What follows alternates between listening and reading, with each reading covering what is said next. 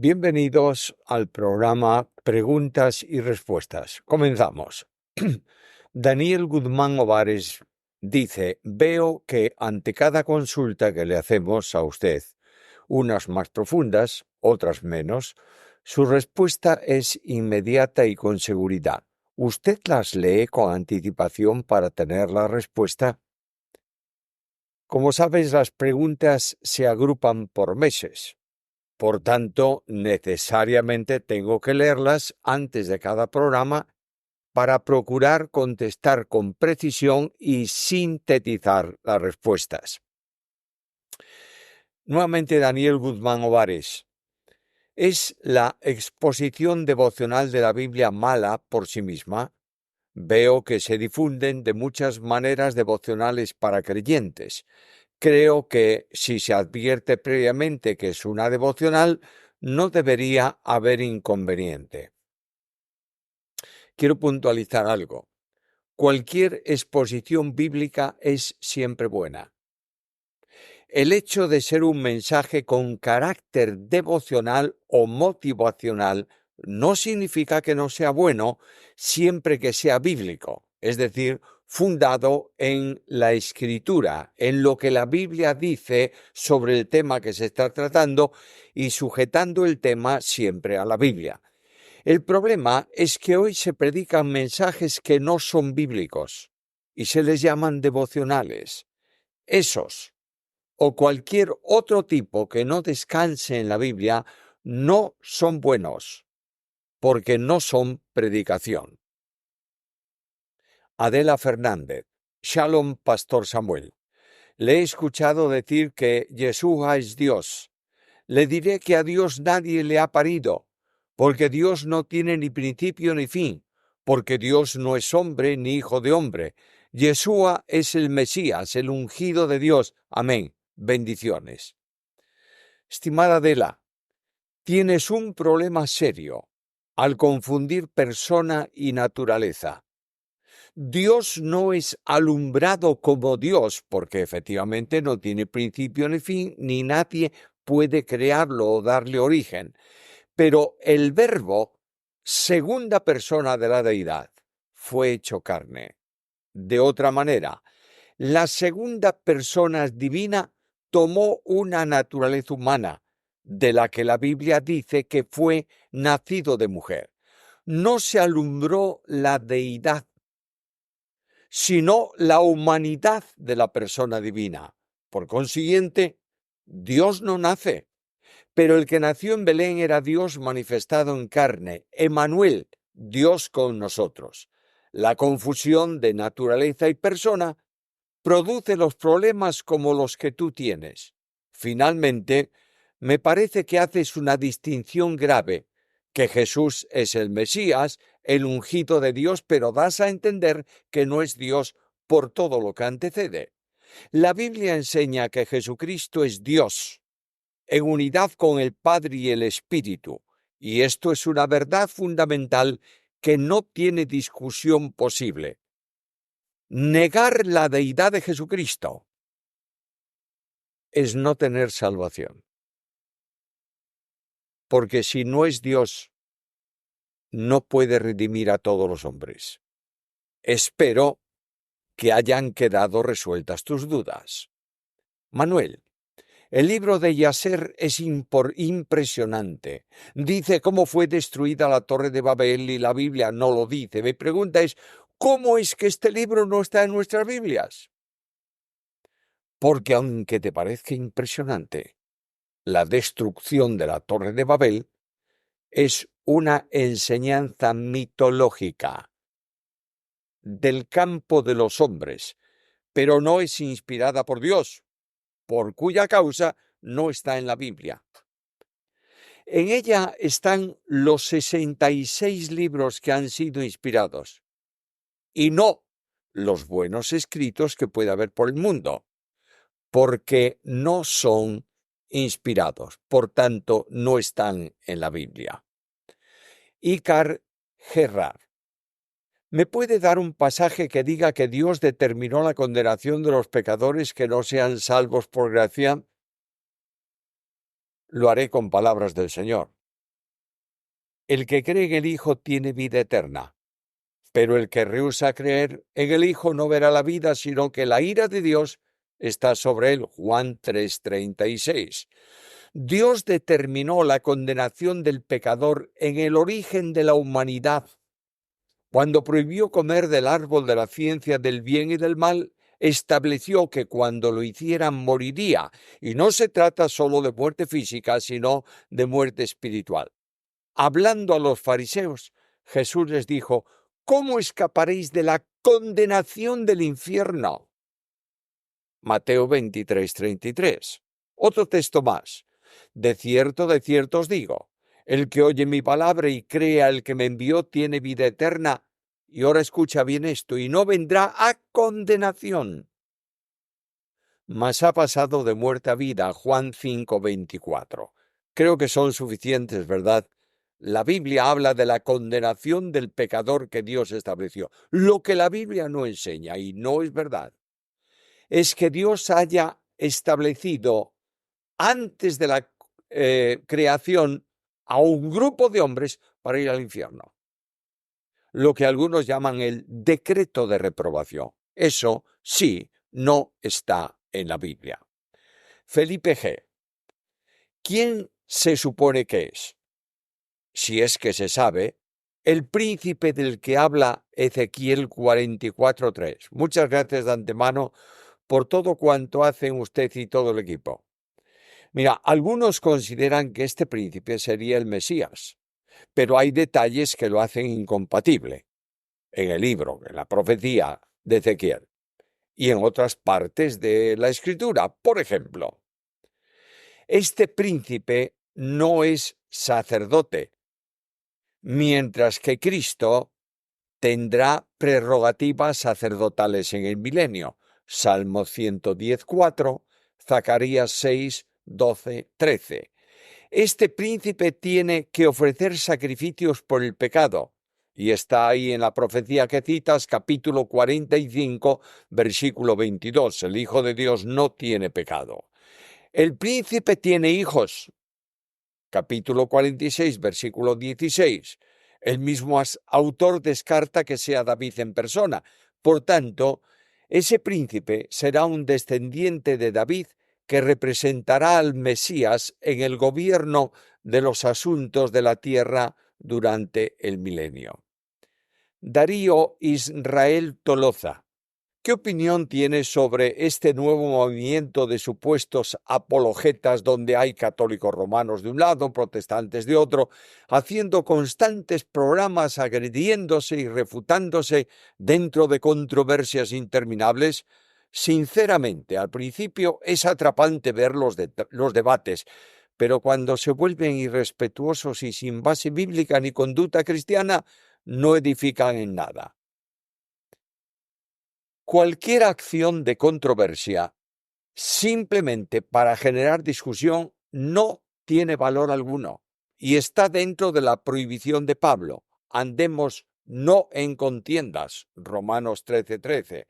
El apóstol también exhorta sobre esto a los corintios. He sido informado que hay entre vosotros contiendas, 1 Corintios 12:20. Finalmente, dice también: desecha las cuestiones necias e insensatas, sabiendo que engendran contiendas. 2 Timoteo 2:23.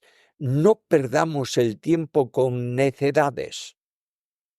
Aprovechemos ese tiempo para estudiar la palabra y para edificarnos. Cristian Gauto, ¿qué hago si no hay iglesias de sana doctrina donde vivo? Gracias por las enseñanzas. Mira, congrégate en la que mejor posición doctrinal tenga. Procura crear un grupo de hogar, reúnete con ellos para estudiar la Biblia y orar juntos, y Dios hará el resto.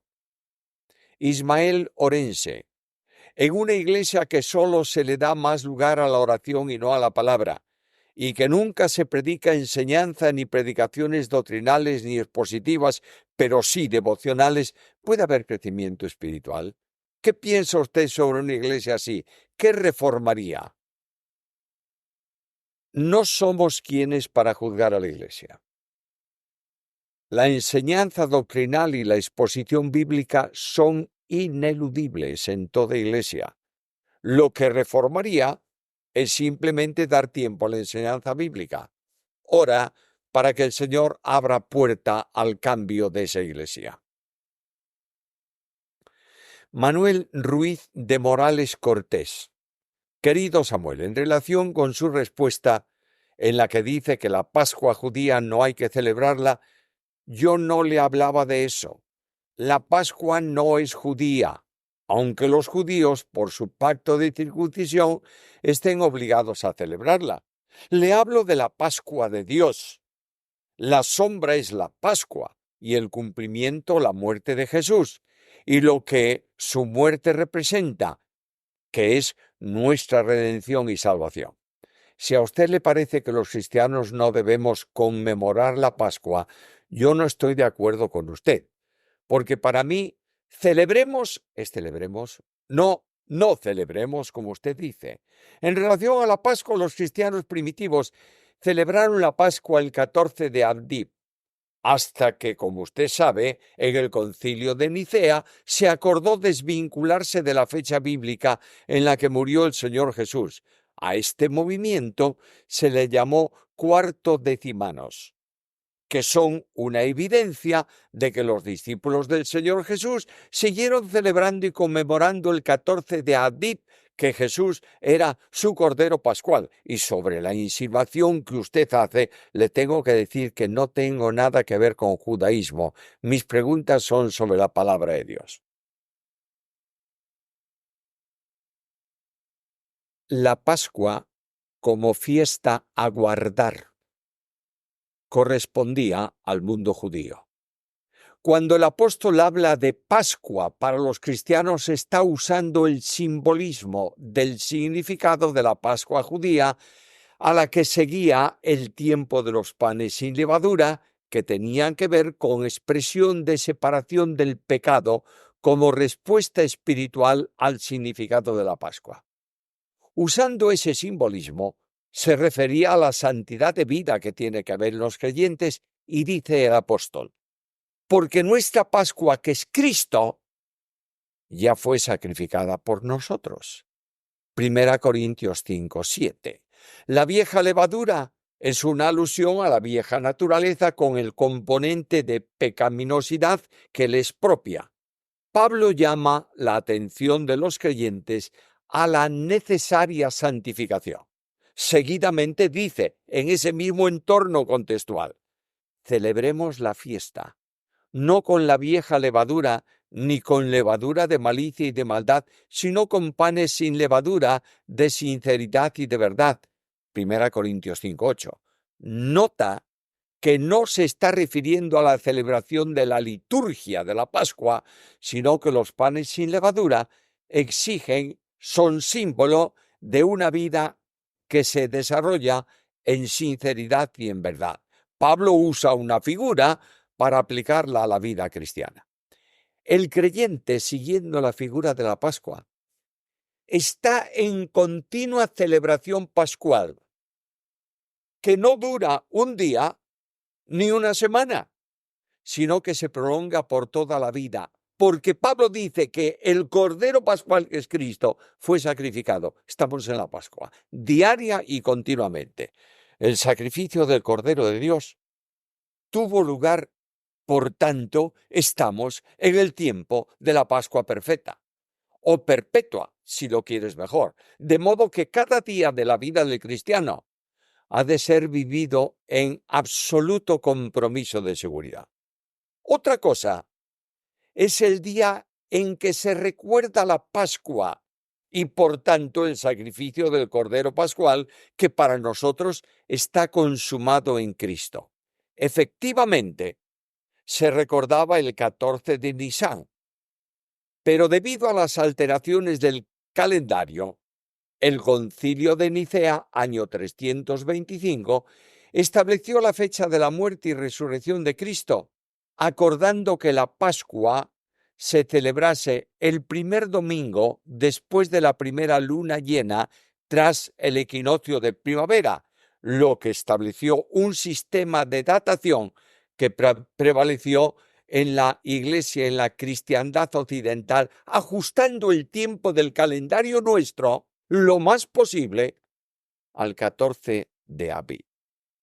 Conclusión: no tenemos que celebrar la Pascua, porque estamos continuamente en ella. Cristo, nuestra Pascua, fue sacrificado. Pelearse por el tiempo en que ocurrió la muerte de Jesús es perderse en precisiones que no conducen a edificación.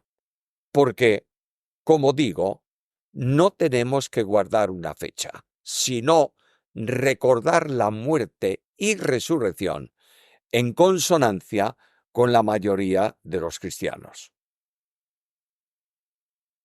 Carrillos House Melody.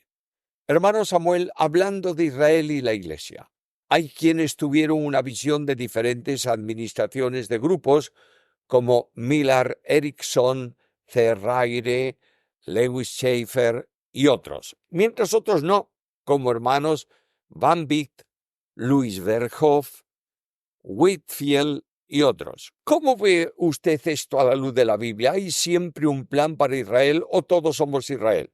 No sé si me metía a teólogos o si metía a teólogos en grupos que no iban, pero creo que así creían. De antemano, muchas gracias por sus atenciones. Israel y la Iglesia son asuntos diferentes.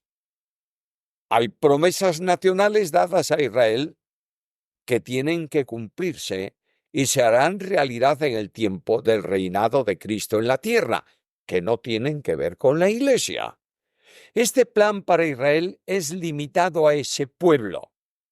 Quiero decir, esas promesas de reino, de tierra, etc. Sin embargo, en la actualidad han desaparecido las diferencias en cuanto a salvación.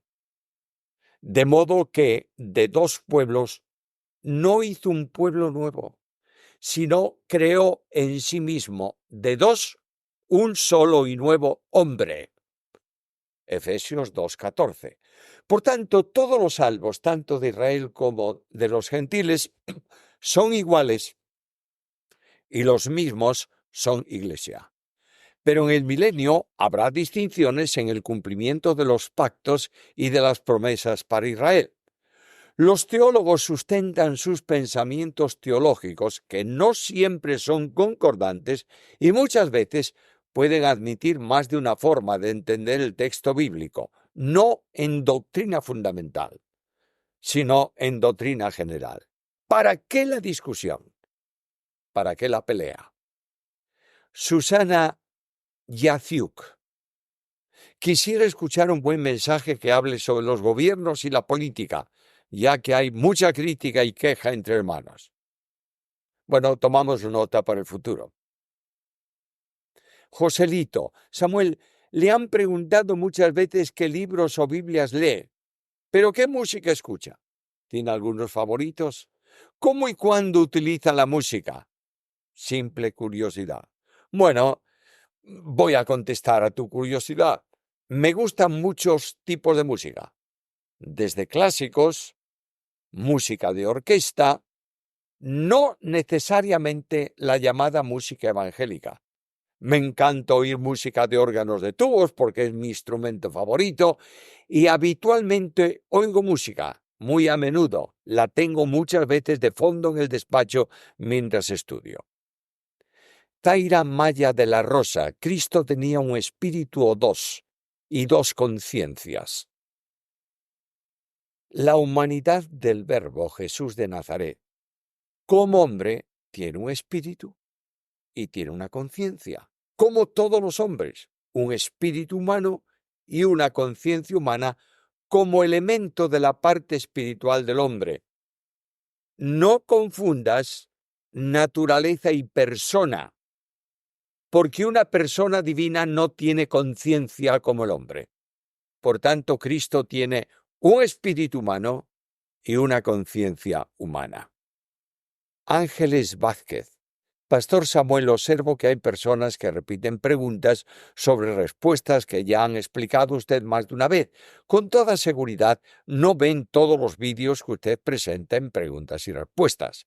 Una sugerencia sería que indique a quienes son redundantes el lugar web donde pueden encontrar los temas que usted ha desarrollado y que a ellos les interesan. Otra opción sería elaborar cápsulas sobre los temas recurrentes y dirigir a las personas a la sección respectiva. De esta manera, no tendrán que estar respondiendo una y otra vez a estos temas a las personas. Muchas gracias, Ángeles. Pero todo eso supone tener una base de datos donde se pasen todos los programas y que se puedan seleccionar después en cuanto a tu primera propuesta. En la segunda, hasta ahora no se pudo hacer una respuesta global para programas, porque sería un trabajo grande para el que no tenemos personas, porque todos los que trabajan en el canal tienen sus familias, sus ocupaciones laborales y sirven al Señor voluntaria y gratuitamente en este medio. Cristian Ferreduela, ya que estamos seguros de que Dios no cambia ni varía en el tiempo y su justicia sigue siendo la misma, ¿ha dejado de enviar juicios a las naciones y a las personas individualmente que persisten en su pecado sin arrepentimiento? En el Antiguo Pacto vemos continuamente cómo Dios enviaba juicios a las diferentes naciones cuando éstas no escuchaban ni hacían caso a la llamada de arrepentimiento hacia Dios mediante la voz de los profetas. Y ahora Dios enviaba juicios a las naciones como regla de justicia por el pecado que practicaban en aquel tiempo. En este tiempo, se aprecia que la gracia divina está dando tiempo para que todos procedan al arrepentimiento en base a la obra de Cristo en la cruz. Los profetas, como el resto de la Escritura, siguen llamando a los hombres a un retorno a Dios. Muchas veces Dios ha intervenido por el pecado de hombres. Lee la epístola a los Corintios, lee la epístola de Santiago, lee lo que dice Juan. Ha actuado en juicio contra algunos y los ha sacado del mundo a causa de su pecado. Pero Dios es soberano y actúa como quiere, cuando quiere y del modo que quiere. De todas formas, a los desobedientes, a Dios, a los rebeldes, a los que no se arrepienten, a los que no creen, les espera una condenación eterna. Marcos, no sé cómo una persona con tanto conocimiento pueda pensar que los Nefilim son híbridos de ángeles con humanos. Bueno, mi estimado Marcos, ¿tienes algún texto bíblico que impida dicho pensamiento? Por otro lado, ¿tienes algún texto que diga que esos son el resultado de la unión de la descendencia de Set y la de Caín? Si no tienes esto, permite que podamos pensar de forma diferente, sin que ello signifique una falta de conocimiento. Nicolás Riquelme, pastor, escuché una vez sobre un caso de una joven que por involucrarse en asuntos místicos terminó endemoniada. Tenía episodios violentos y el demonio hablaba a través de ella. La mujer, para mejorar, asistía a una iglesia constantemente. Sus episodios ocurrían cada cierto tiempo, por ende, podía asistir a reuniones con cierta normalidad. Los hermanos de ese lugar muchas veces oraron por ella y ella, junto a sus familiares, afirmaron que sus episodios disminuyeron notablemente por este tiempo, donde se congregó durante unos 2 o 3 años. Sin embargo, seguía ocurriendo cada cierto tiempo. Me cuesta entender estos casos. ¿Falló la fe de quienes oraban por ella? No pareciera ser igual al caso de Hechos 19, ya que la oración constante de estos hermanos sirvió para apaciguar en cierta medida a la joven. Sin embargo, A la luz de la palabra, las expulsiones de demonios son completas y eficaces. Es posible que la joven en sus momentos de lucidez, trabajaba normalmente, no tuviera la adecuada actitud hacia Cristo y sea la razón de su condición. Vale mencionar que al tiempo la joven dejó de asistir a la iglesia. Agradecería muchísimo su opinión al respecto. Bendiciones. En relación con la posesión diabólica, hay que tener plena seguridad de que es así y que no se trata de episodios de alguna enfermedad mental. Si esa situación se produjo como consecuencia de prácticas espiritistas que pudiera entenderse como asuntos místicos, el demonio puede posesionarse de la persona que entra en su ámbito y se comporta de acuerdo con él. La solución firme está en que la persona reciba a Cristo como Salvador, por lo que el demonio no puede posesionarse jamás de un creyente. No puedo, con lo que tú me dices, dar una definición con los datos de este comentario, pero yo siempre sugiero que a problemas mentales, asistencia médica, primeramente. Mariano Rodríguez. El diezmo fue impuesto en la teocracia de Israel. Recordemos que bajo el antiguo pacto los hombres de Dios eran gobernantes y sacerdotes, y como gobernantes cobraban impuestos, pero como sacerdotes recibían ofrendas. Nehemías 8:9, Nehemías el gobernador y el sacerdote Esdras escriba, y los levitas que hacían entender al pueblo, dijeron a todo el pueblo: día santo es a Jehová nuestro Dios, no os entristezcáis ni lloréis, porque todo el pueblo lloraba oyendo las palabras de la ley. Mira, no entiendo bien el comentario, porque estás mezclando diezmos establecidos en la ley con la actuación de la lectura de la ley en relación con el pueblo en tiempos de Nehemías. ¿Estás usando esto para establecer si los diezmos son obligatorios hoy como lo eran en tiempos de Israel? Tal vez puedes precisar un poco mejor la pregunta, repetirla, aclararla y la contestaré con muchísimo gusto. José Villanueva. En todo el tiempo de estudio que lleva de la Biblia, ¿ha cambiado algunas posturas de doctrina general que sostenía antes, pero ahora ya no? Podría mencionar algunas de ellas, ya que por el poco tiempo que llevo estudiando la Biblia he cambiado muchas posturas que tenía y se me habían enseñado en la Iglesia, entre ellas la pérdida de salvación y otras, pero siempre de doctrina general.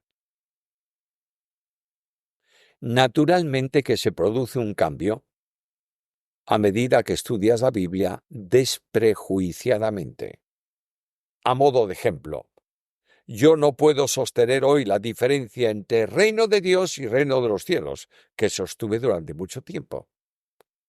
No puedo aceptar distintos evangelios, porque creo que hay uno solo, etcétera, etcétera. Es el Espíritu que conduce a toda verdad. Por tanto, cuando algo que sostienes no está de acuerdo con la palabra, exige un cambio de posición. Ángel Fernández Vidal. Tras la tragedia de Valencia vemos a muchos voluntarios mostrando humanidad, bondad.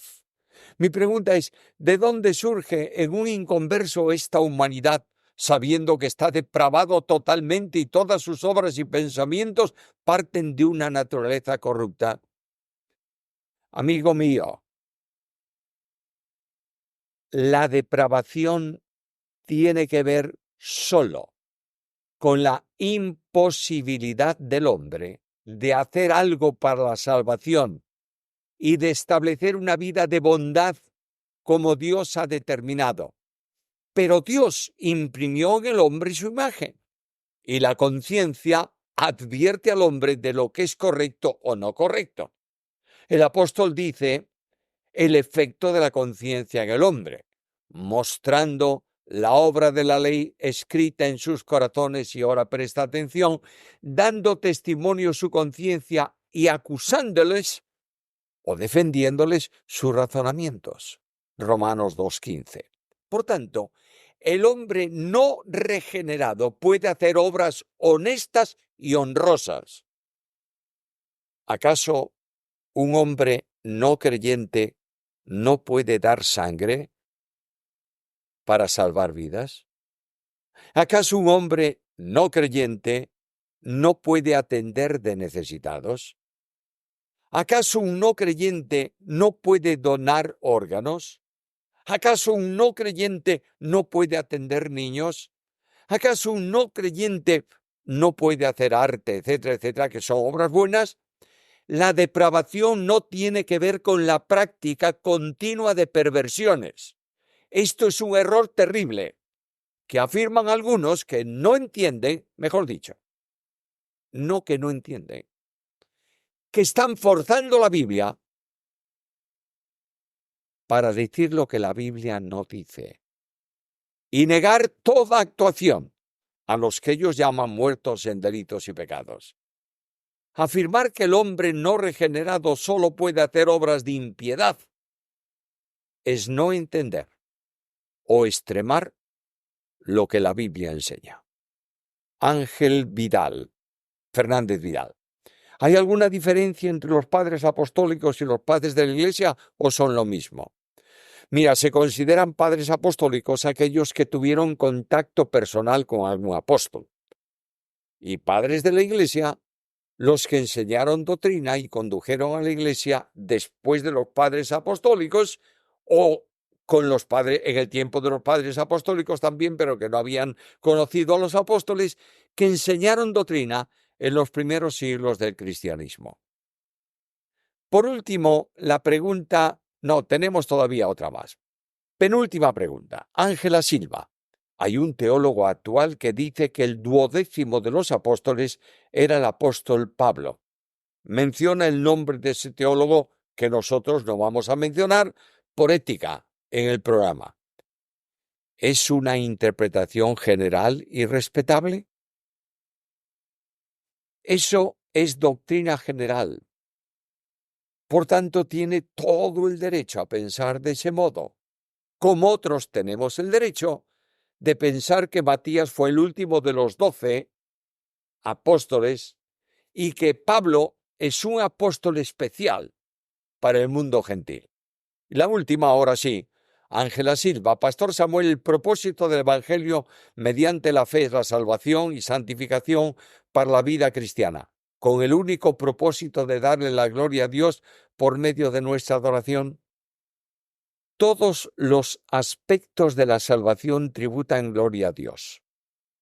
Dios no hizo esa obra para alcanzar mayor gloria personal, porque es imposible, porque Dios es infinito en gloria. Pero todo cuanto hace le tributa gloria. Y la adoración que glorifica a Dios no son expresiones solo de culto, es decir, de colectividad reunida para adorar y alabar a Dios, sino que cada creyente somos alabanza y adoración. Gracias por vuestra presencia en el programa de hoy.